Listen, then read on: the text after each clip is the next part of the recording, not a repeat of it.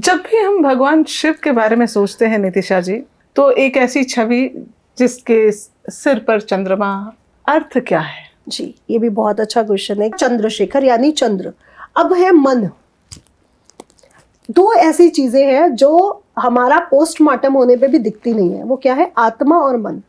आपको पूरा बॉडी में हर चीज आपको दिखाई पड़ेगा, ये हमारा दिल है, ये हमारा गुदा है, ये हमारा ये है, लेकिन क्या मन और आत्मा दिखाई पड़ती है? नहीं, बल्कि सब कुछ तो उसी के अंदर है। चला तो वही दोनों चीजें रही है। और अगर आप सृष्टि की बात करते हो, जहाँ पे आपको नवग्रहों में सिर्फ 2 ऐसे देव दिख रहे हैं और 7 ऐसे देव गायब हैं। कौन से? सूर्य यानी आत्मा और मन यानी चंद्रमा। तो भगवान ने कितना बैलेंस बिठाया ना, जो हमारे शरीर में नहीं दिख रहा वो साक्षात हमें सामने दिख रहा है। तो बहुत सुंदर है, बहुत सुंदर है कि जो ब्रह्मांड है वही तो हमारा शरीर है, और जो वहां पे घटित हो रहा है, चंद्रमा अगर 24 दिन में एक परिक्रमा कर रहा है तो हमारा शरीर भी उस परिक्रमा को फील कर रहा है। तभी तो स्त्री का मासिक चक्र कब आता है? 24 के दिन के बाद, यानी जब एक चंद्रमा का चक्र पूरा होता तभी आएगा। और सूर्य जो आत्मा का कारक है, जो पुरुषों की हार्मोन्स को बैलेंस करता है, पुरुषों में साल में एक बार हार्मोनल बैलेंस होता है जब सूर्य पृथ्वी का एक चक्र पूरा कर लेता है, 12 राशि 12 महीने।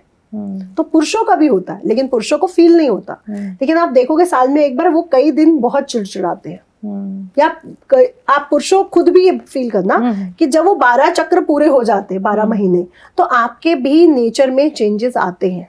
कई बार आपने लगा पिछले साल तक तो ठीक थे, इस साल क्यों इतना चेंज? नहीं, वैसे भी साइंस के हिसाब से देखा जाए तो कहा जाता है कि प्री मेंस्ट्रुअल सिंड्रोम आदमियों में भी होता है। राइट, साइंस भी, विज्ञान भी कह रही है ना। और विज्ञान एक चीज और कहती है कि जब बॉडी और शरीर का वजन किया गया तो एक अंगूठे जितना, कुछ मिलीग्राम वजन कम हो जाता है। यानी आत्मा का भार तो होता है शरीर में, जो दिखती नहीं आत्मा, लेकिन साक्षात सूर्य के देव के रूप में वो ब्रह्मांड हमें सामने दिखा रहा है। और अगर हम अपने शरीर की बात करें तो ये वही आत्मा है जो सूर्य है, ये वही मन है जो चंद्रमा है, जो पूरा दिन भटकता है, जो हर दिन कृष्ण पक्ष और शुक्ल पक्ष में भी जाता है, जो कभी घटता है और जो कभी बढ़ता है। तो हम अपने फीलिंग्स को भी घटते बढ़ते देखते हैं ना। आज उस पर गुस्सा आया, कल कहो छोड़ो यार, कोई बात नहीं, हो गई होगी गलती, है ना। तो हमारी भी तो थॉट ऑफ प्रोसेस कई बार बहुत चेंज हो जाती है, एकदम हाइपर, एकदम शांत। अब जो चंद्र है वो हमारे मन का कारक है। और अगर आप चावल को देखते हो तो चावल का जो दाना है, पूर्ण दाना, वो पूरा चंद्रमा जैसा लगता है आपको। तो चंद्रमा से क्या जोड़ा गया? चावल को। जब हम चंद्रशेखर को चावल चढ़ाते हैं तो हमारी आयु पूर्ण होती है, और सिर्फ शरीर की आयु नहीं, हमारे मन की आयु।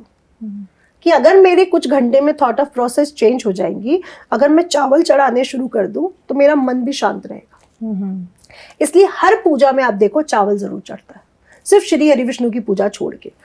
तो चंद्रमा हमारे मन का प्रतीक है, और सौम्यता का प्रतीक है, सुंदरता का प्रतीक है, और दया का प्रतीक है। जब तक आपके जीवन में दया नहीं आती, आप साधना में आगे नहीं बढ़ते हो। आपने देखा कई बार ऋषि मुनि बड़े तपस्वी होते हैं, गुस्से वाले होते हैं। ये शिव पुराण में लिखा है कि जब तक आपके जीवन में दया नहीं है, आप तपस्वी हो ही नहीं सकते, क्योंकि विश्व कल्याण के लिए दया होना बहुत जरूरी है।